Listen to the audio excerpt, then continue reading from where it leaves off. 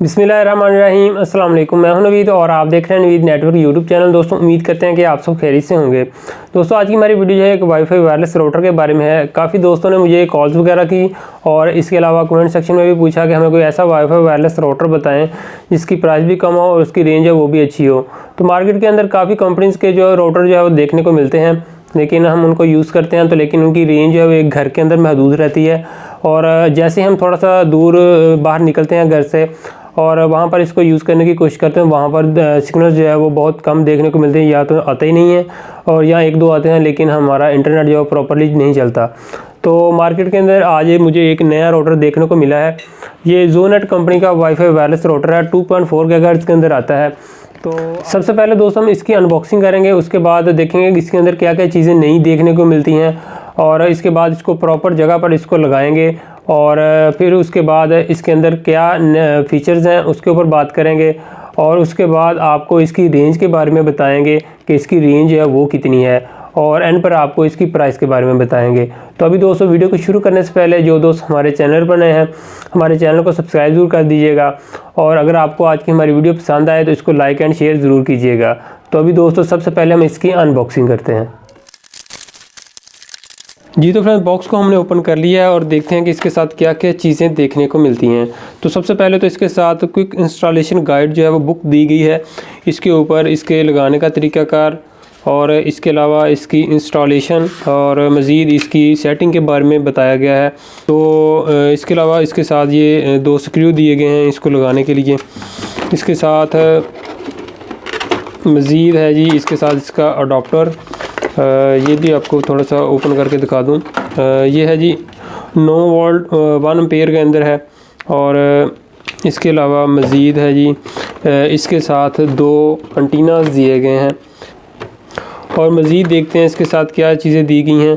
तो यहाँ पर है जी इसके साथ 1 मीटर की कैट 6 जो डिवाइस के साथ केबल देखने को मिलती है और इसके अलावा ये इसके साथ एक एक्सटेंशन जो है वो केबल दी गई है। अगर आप अपने वाईफाई राउटर की रेंज को एक्सटेंड करना चाहते हैं, बढ़ाना चाहते हैं, तो इसको आप थोड़ा सा आउटडोर बनाकर लगा के अपने वाईफाई राउटर की रेंज को बढ़ा सकते हैं। तो ये वेट में भी काफ़ी वज़नी है और काफ़ी मज़बूत जो है वो तैयार की है। ये भी इसी राउटर के साथ ही आती है। तो इसके लगाने का तरीक़ाकार मैं थोड़ा सा बताता हूँ आपको।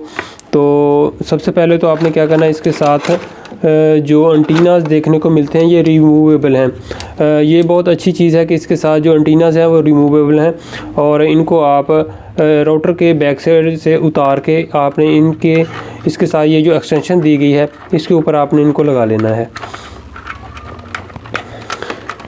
ये कुछ इस तरह से आपने इसके ऊपर लगा लेना है। इनको अच्छी तरह से आपने टाइट करना है ताकि इसके अंदर जो पिन है वो अच्छी तरह से बैठ जाए।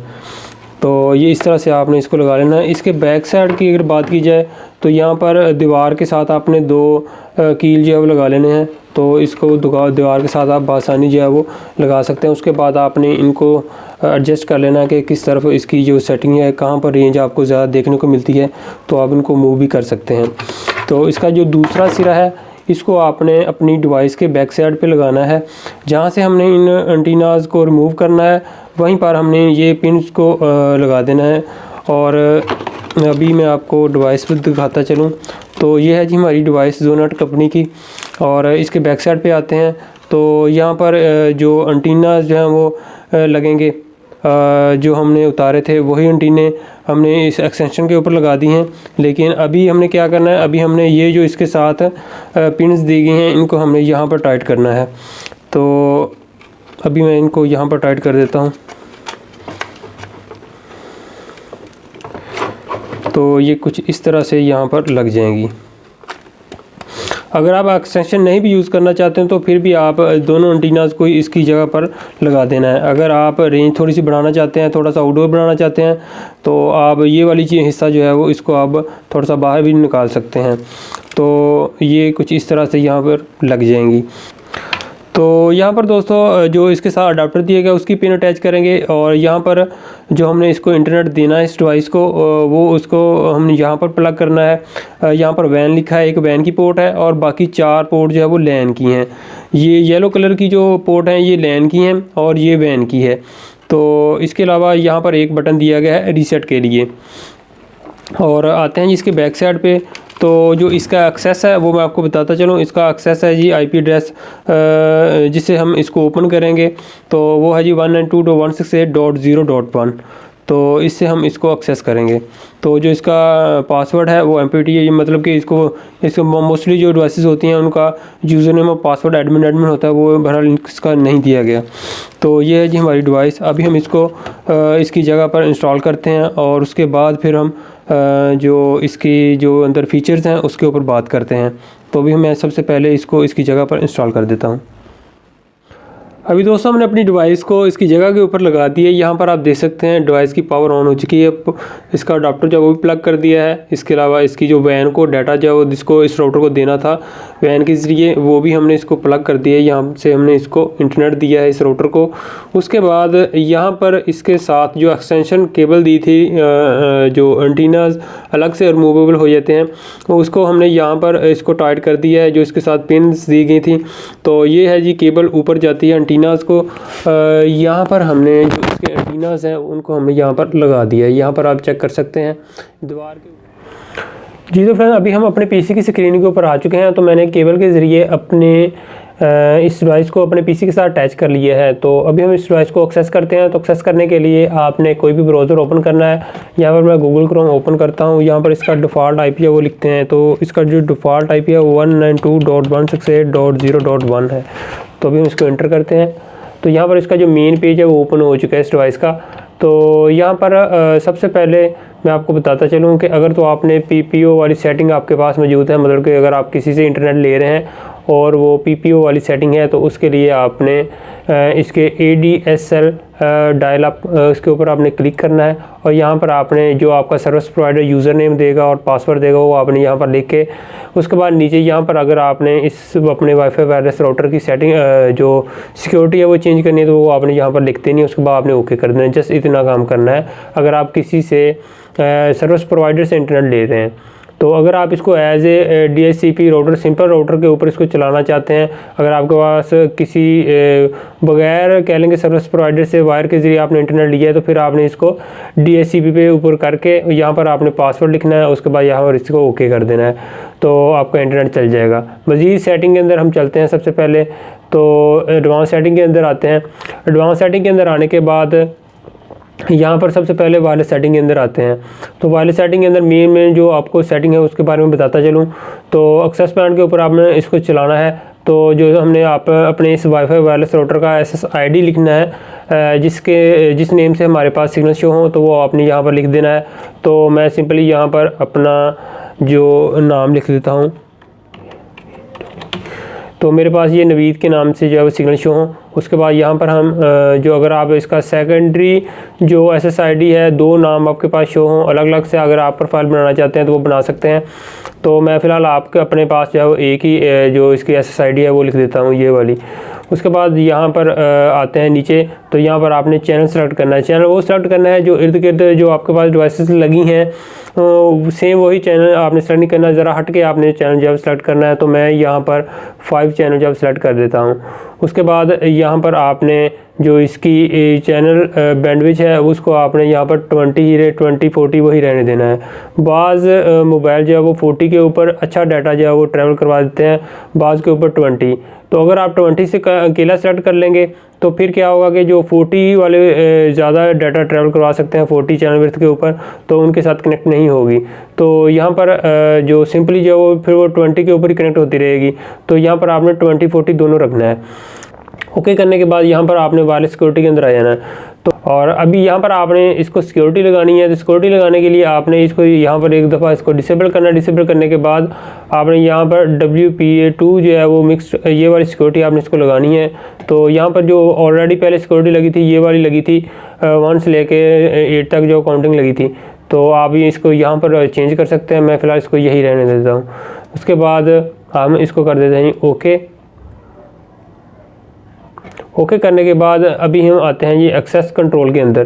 तो एक्सेस कंट्रोल के अंदर आने के बाद अगर आप मैग फिल्टरिंग वाली सिक्योरिटी यूज़ करना चाहते हैं तो यहाँ से आप मैक जो है वो ऐड करके इसके अंदर वो वाली सिक्योरिटी है वो भी यूज़ कर सकते हैं। बहुत ज़बरदस्त मैक फ़िल्टरिंग ये सिक्योरिटी होती है। अगर किसी को पासवर्ड पता चल भी जाए तो फिर भी वो आपका इंटरनेट यूज़ नहीं कर सकता। तो मैक फ़िल्टरिंग वाली इसके अंदर नॉर्मल सी बात है, वो तकरीबन हर एक को आती है किस तरह ऐड करते हैं। उसके बाद कनेक्शन स्टेटस के अंदर यहाँ पर आ जाते हैं, तो यहाँ पर भी कुछ ख़ास जो मौजूद नहीं है। और उसके बाद आते हैं यहाँ पर DHCP सर्वर के अंदर, तो यहाँ पर आप इसको अनेबल और तो इसके बाद यहाँ पर आते हैं जी DHCP के अंदर, तो यहाँ पर है जी इसका जो उसके बाद आते हैं DHCP सर्वर। इसके अंदर कुछ भी नहीं आपने करना, मेन जो सेटिंग थी वो मैंने आपको बता दी है। उसके बाद एडवांस में आते हैं यहाँ पर, तो यहाँ पर अभी हमने क्या किया है, अभी हमने इसके अंदर जो डायल अप करवाना था वो अभी हमने नहीं करवाया। तो यहाँ पर वैन जो है वो 00 शो कर रहा है, मतलब कि यहाँ पर अभी हमारी डिवाइस को इंटरनेट नहीं मिला। तो वायर जो हमने प्लग कर दी है, तो मैंने इसके साथ PPO वाली सेटिंग कनेक्ट करवानी है जो हमने सर्विस प्रोवाइडर से लिया है। तो उसको करवाने के लिए मैं आता हूँ जो मेन पेज के ऊपर, यहाँ पर आते हैं जी ADSL सेटिंग के ऊपर। आने के बाद यहाँ पर मैं अपनी प्रोफाइल लिखता हूँ, उसके बाद यहाँ पर हम पासवर्ड लिखते हैं। ये वो प्रोफाइल है जो हमारा सर्विस प्रोवाइडर हमें प्रोवाइड करता है, फिर हमारा इंटरनेट चलेगा। अगर आप वैसे किसी दोस्त से वायर के ज़रिए इंटरनेट लिया तो फिर आपने DHCP पे ऊपर क्लिक करके ओके कर देना है, आपका इंटरनेट चल जाना है। तो मैं सर्विस प्रोवाइडर से इंटरनेट ले रहा हूँ, ठीक है। तो अभी मैं इसकी सिक्योरिटी को भी वो कुछ नहीं करता, अभी हम इसको जस्ट ओके करते हैं।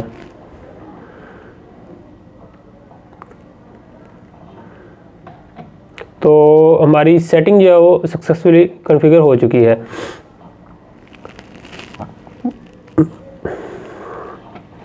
तो अभी मैं एडवांस के सेटिंग के अंदर आता हूँ, तो यहाँ पर आप चेक कर सकते हैं वैन IP इस डिवाइस ने पिक कर लिया है। यहाँ पर जो इसने IP पिक किया है वो 20.190 है।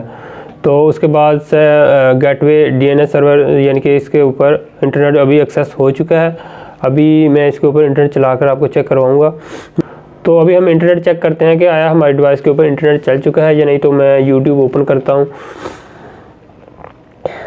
और यहाँ पर मैं कोई न्यूज़ चैनल जो प्ले करता हूँ, तो यहाँ पर आप चेक कर सकते हैं हमारे डिवाइस के ऊपर इंटरनेट जो है वो चल चुका है।